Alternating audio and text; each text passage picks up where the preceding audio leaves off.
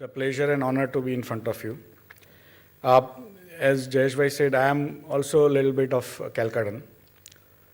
હું કે ને કે આમાં કે એક તો બાંગ્લા બુજતે પારે પણ બેઝિકલી જન્મ ગુજરાતી જન્મે ગુજરાતી અટક થોડી વિચિત્ર છે બધાને નોર્થ ઇન્ડિયા બધાને એવું લાગે હું ત્યાંનો જ છું ચૌહાણ અટક એટલે યુપીવાળાને એવું લાગે હું યુપીનો ચૌહાણ રાજસ્થાનવાળા લાગે રાજસ્થાનનો જમ્મુ કાશ્મીરવાળા લાગે જમ્મુ પણ એકચ્યુઅલી છું ગુજરાતી અમદાવાદની બહાર બાવળા ગામ છે આપણે કાઠિયાવાડ બાજુ જઈએ રાજકોટ બાજુ તો પહેલું ગામ આવે બાવળા ત્યાંનો છું અને બેસિકલી અવર પર્પઝ એઝ જયેશભાઈ સેડ કે લગભગ વર્ષે અમે 2 થી 3 હજાર આવા સેમિનાર કરતા હોઈએ છીએ એવરી ડે લગભગ 6 થી 7 આવા સેમિનાર થતા હોય છે આખા ઇન્ડિયામાં અને લગભગ 2 થી 3 લાખ લોકોને અમે ડાયરેક્ટલી આવી રીતે સેમિનારમાં ટચ કરીએ છીએ પણ જે ભારતની ટોટલ સંખ્યા છે 127 કરોડ એના કારણે જેટલી બી આપણે પ્રયાસ કરીએ એટલા ઓછા છે અને જેટલા વધારે કરી શકીએ એ પ્રમાણે અમે અવિરત પ્રયાસ કરીએ છીએ 2 વર્ષ પહેલાં જયેશભાઈ એક આઈડિયા આવ્યો કે આપણે ચિત્રલેખાને સાથે લઈએ તો કેવું તો આપણે વધારે માણસને વધારે ઇન્વેસ્ટરને પહોંચી શકીએ પછી ભરતભાઈ ગેલાણી પણ આવ્યા કે સારી વસ્તુ છે આપણે ટ્રાય કરી જોઈએ 1 વર્ષ ટ્રાય કર્યો ઘણું સારું ચાલ્યું આ વર્ષે બી કર્યું લગભગ અમે ગુજરાતમાં જતા હોઈએ એટલે આ વર્ષે ભરતભાઈ કે આપણે થોડુંક બહાર જઈએ ગુજરાતી સમાજ કલકત્તામાં છે દિલ્હીમાં છે મેં કીધું ચલો આપણે જઈ આવીએ અને એ પ્રમાણે પછી આ વખતે એમણે આ કાર્યક્રમ કર્યો છે એટલે આ બેઝિકલી જે કલકત્તાની વાત છે એ ભરતભાઈનો આઈડિયા હતો અને એમનું પોતાનું ગામ છે એટલે thank you Bharatbhai for bringing us here IPF જે છે બીએસસીનો ઇન્વેસ્ટર પ્રોટેક્શન ફંડ એ લગભગ અત્યારે 650 કરોડ રૂપિયાનો છે એમાં બેઝિકલી જ્યારે કોઈ બેંક નબળી પડે તેઓ બેંક તમને ગવર્મેન્ટ તરફથી ગેરંટી હોય છે કે દરેક જણને 1 લાખ રૂપિયા સુધીની જે કોમ્પેન્સેશન આપવું કદાચ બેંક ઉઠી જાય તો 1 લાખ રૂપિયા સુધીનું બેંકને ઇન્વેસ્ટરને કોમ્પેન્સેશન ગવર્મેન્ટ આપે છે ક્રેડિટ ગેરંટી કોર્પોરેશન કે એવું નામ હોય છે તો બીએસસી સપોઝ કોઈ બ્રોકર ઉઠી જાય અને તમારા પૈસા તમને ના મળે તમે એ બ્રોકર થ્રુ નિવેશ કરતા હોય અને તમારા પૈસા ના મળે તો બીએસસી 15 લાખ રૂપિયા સુધી દરેક ઇન્વેસ્ટરને પોતાના આ ઇન્વેસ્ટર પ્રોટેક્શન ફંડમાંથી આપે છે સો બેઝિક પર્પઝ એ છે કે 15 લાખ રૂપિયા દરેક ઇન્વેસ્ટરને આપણે આપવા અને કારણ કે અમારા બ્રોકરો જનરલી એ ઉઠતા હોતા નથી એટલે ધીરે ધીરે કરીને પૈસા દરેક ટાઈમ તમે જ્યારે બીએસસીમાં કંઈક ટ્રેડ કરો ને ત્યારે એક નાનકડો ભાગ બહુ જ એકદમ સૂક્ષ્મ અતિ સૂક્ષ્મ ભાગ એ ઇન્વેસ્ટર પ્રોટેક્શન ફંડમાં જાય એટલે લાસ્ટ 20 વર્ષથી આ ઇન્વેસ્ટર પ્રોટેક્શન ફંડ ચાલુ છે એના કારણે 600-650 કરોડ રૂપિયાનું ભંડોળ થયેલું છે અને કારણ કે બ્રોકરો કંઈ ઉઠતા નથી હોતા દરરોજ તો એને કારણે આ જે ફંડ આવે એમાં અમે ઇન્વેસ્ટર અવેરનેસમાં બી યુઝ કરતા હોઈએ છીએ અને એમાં ટેલિવિઝનમાં બી ભાગ લેતા હોઈએ અત્યારે એક સેન્સેક્સ કા સુલતાન કરીને એક ચાલે છે ઝી બિઝનેસમાં કદાચ તમે લોકો જોયું હશે એ ક્વિઝનો બી અમે લોકો સ્પોન્સર કરીએ છીએ ઘણા ટેલિવિઝનના પ્રોગ્રામો ઝીમાં આવાઝમાં સીએનબીસી એ બધા પણ એકચ્યુઅલી એના સ્પોન્સરશિપ કરતા હોઈએ છીએ અને એટલા માટે જ કે ઇન્વેસ્ટરોને સારું માર્ગદર્શન મળે કે ટીપ પર નહીં જવાનું અને બેઝિકલી પોતાનું જે પોતે પૈસા ઊભા કરેલા છે એનું કેવી રીતે સારી રીતે બચત કરવી અને પોતાનું અને પોતાના બાળકોનું જે ફ્યુચર છે એ સુધારવું તો એને માટે કેવી રીતે લોકોને એના ઉપર અવેરનેસ કરવા એના માટે જ અમે આ બધું કરતા હોઈએ છીએ આજે આપણી સમક્ષ કે ને કે ટીવીમાં બી દેવેનભાઈ તમે જોતા હશો દરરોજ અમિતભાઈને જોતા હશો ગૌરવભાઈને જોતા હશો તો આ બધા આપણે ટીવી સ્ટાર્સને આપણે લઈ આવેલા છે આપણા એરિયાના જે ફાઇનાન્શિયલ માર્કેટ્સના સુપરસ્ટાર્સને આપણે લઈ આવેલા છે મારે એની વિશે કંઈ કહેવાનું ના હોય કે તમે કેવી રીતે નિવેશ કરવું એ બધું તમને એ લોકો સમજાવશે અને હું પોતે મને સ્ટોક માર્કેટમાં ઇન્વેસ્ટ કરતા હું કરતો નથી કારણ કે મને અલાઉડ નથી એવું નથી આવડતું પણ બેઝિકલી મને અલાઉડ નથી કે હલવો નહીં ખાવાનો એમ એવી રીતે મને અમારા જે રેગ્યુલેશન છે એ પ્રમાણે મને ઇન્વેસ્ટ કરવાનું અલાઉડ નથી એટલે હું ઇન્વેસ્ટ કરતો નથી પણ basically I will tell you some of the issues which India has, some of the issues which stock market framework is facing, some of the issues financial markets are facing internationally. આજે બીજું એ કે તમે બધા Sunday છે 26મી જાન્યુઆરી છે થોડીક ઠંડી છે તો બી ઘરેથી સવારે વહેલા ઉઠીને અમે આવ્યા મારા માટે વહેલું છે અને મને લાગે છે ઘણા માટે વહેલું હશે તો તમને પણ ધન્યવાદ કે તમે લોકો એટલીસ્ટ પોતાના પૈસાની જાળવણી માટે એટલીસ્ટ સમજવા માટે આવ્યા છો. અને અત્યારે ઇન્ડિયાની બેઝિક નીડ શું છે?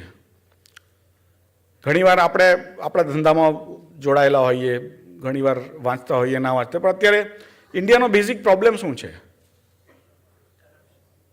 127 કરોડ માણસ છે. કરપ્શનની વાત એવી છે ને, હું જ્યાં જઉં, દુબઈમાં જઉં, અમેરિકામાં જઉં, સ્વિટ્ઝરલેન્ડમાં જઉં, તો મને લોકો પૂછે કે તમારે ત્યાં કરપ્શન બહુ છે. કરપ્શન બધી સોસાયટીમાં, જ્યાં સુધી માણસનું દિમાગ હશે ત્યાં સુધી કરપ્શન રહેશે. ખાલી પૈસાનું કરપ્શન નથી હોતું. મારા મિત્રને હું કહું કે મારા છોકરાને નોકરી આપજો, એ બી એક જાતનું ઇન્સેન્ટ બેઝિકલી કરપ્શન છે. બીજી મેરિટની વાત છે. મેરિટ એટલે શું? ગોખણિયું ટ્યુશનમાં જઈને વધારે માર્ક લાવવા મેરિટ છે? એટલે ઘણા આવા આપણા મગજમાં, અને મીડિયા આપણને કાયમ કહેતું રહે કે આ પ્રોબ્લેમ છે, એટલે આપણને એમ થાય કે એ પ્રોબ્લેમ છે. એકચ્યુઅલી ઇન્ડિયાનો પ્રોબ્લેમ શું છે? કરપ્શન બધી જગ્યાએ છે, right? Economy and population, basically infrastructure. So ગયા વર્ષે એવું કહેતા કે રેપ આપણો બહુ મોટો પ્રોબ્લેમ છે. ઇન્ડિયામાં ગયા વર્ષે એવું લાગ્યું કે ઇન્ડિયામાં ખાલી રેપનો પ્રોબ્લેમ છે. ગઈકાલે મેં ન્યૂઝ વાંચ્યા કે અમેરિકામાં મિનિમમ 20% લેડીઝને ગમે ત્યારે લાઈફમાં રેપ થયો હોય છે. બધી જગ્યાએ બધું જ થતું હોય છે. ખાલી આપણે એને કઈ નજરથી જોઈએ છે એની પર આધાર છે. પણ આપણો બિગેસ્ટ પ્રોબ્લેમ છે આપણું પોપ્યુલેશન. 127 કરોડ માણસ છે આપણી પાસે, અને એમાંથી 50% માણસો 25 વર્ષથી નીચેની વયના છે. એટલે 64 કરોડ માણસો લગભગ 25 વર્ષથી નીચેની વયના છે. અને આપણું જે પોપ્યુલેશન છે ધીરે ધીરે વધી રહ્યું છે. અને એ જે 25 વર્ષથી નીચેની વયના છે એમને નોકરી કેવી રીતે આપીએ? એમને રોજગાર કેવી રીતે આપવો? એમને રોજગાર નહીં આપીએ ને તો ગમે ત્યારે ગમે તે પ્રોબ્લેમ, એટલે બેઝિકલી દેખાવો થશે.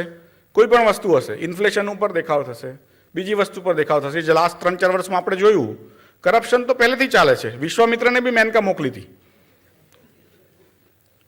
રાજા કરે લીલા, નોર્મલ માણસ કરે કરપ્શન. એવું નથી કે એને સ્વીકારીએ છીએ. એને કરવું જ જોઈએ ઓછું. એક્ઝેમ્પલરી પનિશમેન્ટ હોવી જોઈએ. પબ્લિક લાઈફમાં આવું બધું ના હોવું જોઈએ. પણ basically biggest problem is how do you gate jobs. 65 crore માણસને આપણે બેઝિકલી બિલો એજ 25 છે. આગલા 20 વર્ષની અંદર, આવતા 20 વર્ષની અંદર આપણે દરેક વર્ષે 1.5 કરોડ નવી જોબ ઊભી કરવાની છે. આગલા 20 વર્ષની અંદર 30 કરોડ નવી જોબ ઊભી કરવાની છે. હવે આપણે તો દરરોજ આવું વિચારતા 127 કરોડ છે, ઓલરેડી છે જ. પણ તમે લોકો કદાચ CNBC જોતા હશો, આવાજ જોતા હશો, કોઈ પણ ટીવી ચેનલ જોતા હશો, તો તમને અનએમ્પ્લોયમેન્ટ રેટ અમેરિકાનો 9% થઈ ગયો, 7% થઈ ગયો, બધું જોવા મળતું હશે. હવે અમેરિકાની વસ્તી કેટલી? 35-40 કરોડ. એમાંથી કામ કરવાવાળા કેટલા? 20 કરોડ. એમાંથી 10% કે 9% અનએમ્પ્લોય હોય તો કેટલા થયા? 1.8 કરોડ. એમાં તો હાહાકાર થઈ જાય. આપણે તો અડધા નવરા છે, અને જે કામ કરે છે કરતા નથી, પાછા ખાલી પગાર ખાય છે. એટલે કેવી રીતે જોબ આપણે આપવી, કેવી રીતે પ્રોડક્ટિવ એમ્પ્લોયમેન્ટ લોકોને આપવું, that is the biggest problem. And how do you get that? How do you create as a society jobs or entrepreneurs? એમને બિઝનેસની તકો આપવી, એમને બેઝિકલી નવા રોજગારો ઊભા કરવા. રોજગાર કેવી રીતે ઊભા થાય? ઇન્ડસ્ટ્રી લગાવો, સર્વિસીસ કંપની લગાવો, ડિફેન્સની કંપની લગાવો, કેવી રીતે કંઈક કરો તો જ માણસને રોજગાર મળે. કેવી રીતે બને? આપણે ગોલ્ડમાં પૈસા નાખીને થવાનું છે? રિયલ એસ્ટેટમાં basically what are we doing? એક ઘર તો છે તો બધા 10-10 ઘર લઈને બેઠેલા છે. So what are we doing?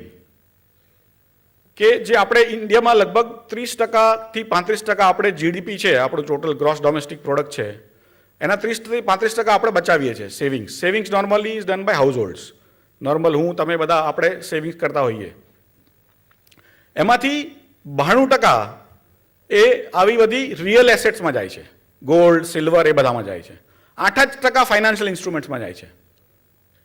અને એ 8% ફાઇનાન્શિયલ ઇન્સ્ટ્રુમેન્ટમાં જાય છે. એમાંથી આપણે આ બધું રોજગારની તકો ઊભી થાય છે. બેંકો લોન આપે, સ્ટોક માર્કેટમાંથી તમે IPO ઉઘરાવો કે ડેટ ઉઘરાવો તો એ બેઝિકલી જ્યાં સુધી આપણે રિયલ એસેટ્સમાંથી ફાઇનાન્શિયલ ઇન્સ્ટ્રુમેન્ટ્સમાં નહીં જઈએ ત્યાં સુધી આપણે પોતાનો બી ઉદ્ધાર નહીં થાય. કારણ કે આપણી બાજુવાળાને જોબ નહીં હોય તો આપણને હળી કર્યા કરશે. દરરોજ આરટીઆઈ કરશે, આ કરશે, તે કરશે. અત્યારે આરટીઆઈ બી સારું થઈ ગયું છે, ઘણાને નોકરી મળી ગઈ, કરે જ રાખવું.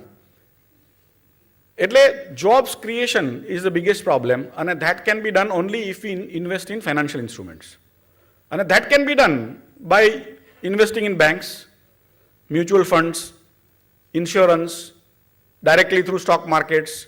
કોઈ પણ ફાઇનાન્શિયલ ઇન્સ્ટ્રુમેન્ટ તમે કરો તો ઘણા મને કહે કે ના, પણ આ બધું તમે સારી સારી વાત કહો છો, પણ આપણે જ્યારે બી પૈસા નાખ્યા ઉડી ગયા, અને બેંકમાં નાખીએ તો ઉડતા જ નથી.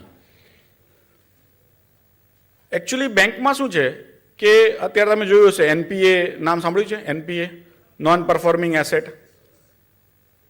એ 50-60 વર્ષોથી થાય છે, પણ લાસ્ટ 20-30 વર્ષની અંદર ગવર્મેન્ટે નક્કી કરેલું છે કે બેંકોને પડવા નહીં દેવી. બેંક કાચી પડે તો બીજી બેંક સાથે મર્જ કરી દેવી. એટલે લોકોને એવો આભાસ રહે કે ભાઈ બેંકો પડતી નથી. સ્ટોક માર્કેટ ઉપર નીચે થાય એટલે આપણને થાય કે બહુ ડિફિકલ્ટ છે અને બહુ તકલીફવાળું છે. પેલું બેંકમાં તો આપણે 100 રૂપિયા મૂક્યા હોય, આવતા વર્ષે 109 રૂપિયા મળશે, બરાબર ને? પણ ટેક્સ કપાઈ જશે તો કેટલા મળશે? 106.50 મળશે. એની સામે ઇન્ફ્લેશન કેટલું છે? 12% છે કે 10% છે. એટલે તમે જે 100 રૂપિયાની વસ્તુ ગયા વર્ષે લઈ શકતા હતા, એ જ વસ્તુ લેવા માટે આજે 110 રૂપિયા આપવા પડશે, અને તમારા હાથમાં કેટલા આવશે? 106.5. તો તમારું કેપિટલ એકચ્યુઅલી ધીરે ધીરે ધોવાઈ રહ્યું છે.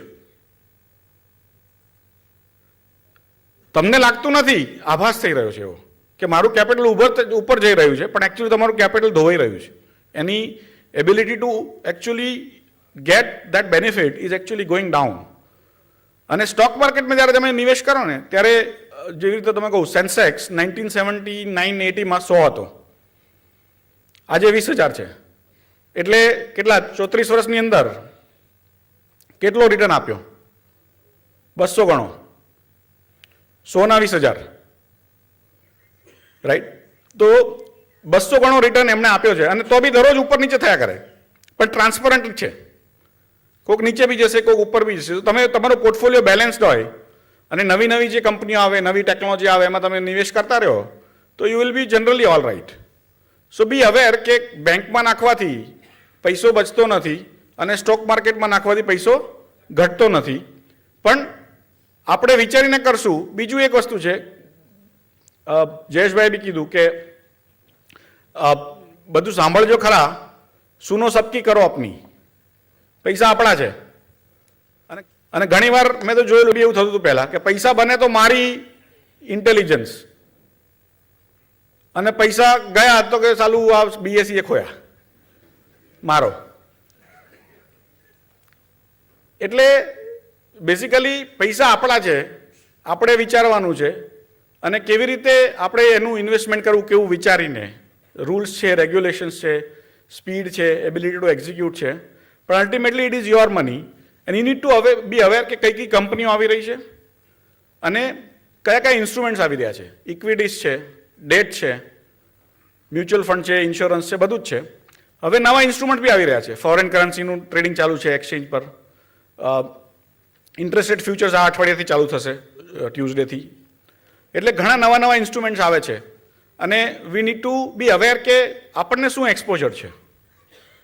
કે એક રાજા હતો, એ લડાઈમાં ગયો. હવે એ વખતે રાજાઓ લડાઈમાં બૈરીને લઈ જતા હશે, તો એ ભાઈ બી બૈરીને લઈને ગયા. બૈરી પાછળ બેઠા બેઠા વિચારતા શું કરવું, આ ભાઈ તીરબાજી કરે છે, તલવારબાજી કરે છે. એમાં એમણે જોયું કે એ જે રથ હતું એનો જે પૈડાનો સ્ક્રૂ નીકળી ગયો. એટલે એમણે પોતાની અંદર આંગળી નાખીને સ્ક્રૂ જેમ ચાલીને રથ ચાલવા માંડ્યો, અને રાજા એ લડાઈ જીતી ગયો. હારી ગયો તો ખબર જ નહીં પડતી આપણને, પણ એ રાજાએ લડાઈ જીતી ગયો. પછી એણે જોયું કરે મારી વાઈફની આંગળી તો લોહી નીકળે છે. એને પૂછ્યું કે ભાઈ તે શું કર્યું, કેવી રીતે લોહી નીકળ્યું? લડાઈ તો હું કરતો હતો. તો કે ના ના, મેં આવી રીતે આંગળી નાખેલી ને એમાં તમારો રથ ચાલ્યો. તો રાજા બહુ ખુશ થઈ ગયો, અને એણે કીધું કે તું જે માંગે હું તને અત્યારે ઓન ધ સ્પોટ આપું. તો એ બેન કે મેં આશીષ ચૌહાણ પાસેથી ફ્યુચર ઓપ્શન શીખેલા. એટલે મને તો ઓપ્શન જ જોઈએ, મને સ્પોટમાં મજા નથી. એને પાછી એક નહીં, મને 3 જોઈએ, 3 ઓપ્શન જોઈએ. તો એ બેને ઓપ્શન લીધા અને પછી યુઝ કર્યા, એવા યુઝ કર્યા કે એના વગર ભારત ના બન્યું હોત, એના વગર રામાયણ ના થઈ હોત. આપણે ગયા કે રામાયણ શું કરે છે? આ જ રામાયણ. રાજાનું નામ હતું દશરથ અને બેનનું નામ હતું કૈકેયી, રાઈટ? એટલે આ બધું માનવું નહીં કે ફોરેનનું છે. જે આપણને યોગ્ય લાગે યુઝ કરવું, ડરી નહીં જવું. અને એ સાથે ઘણા વક્તાઓ છે, મેં તમારો ઘણો સમય લીધો, તમે ઘણા આતુરતાથી સાંભળ્યા, ઘણા સૂઈ પણ ગયા. Thank you very much for listening to me. Hope you will trade on BSc.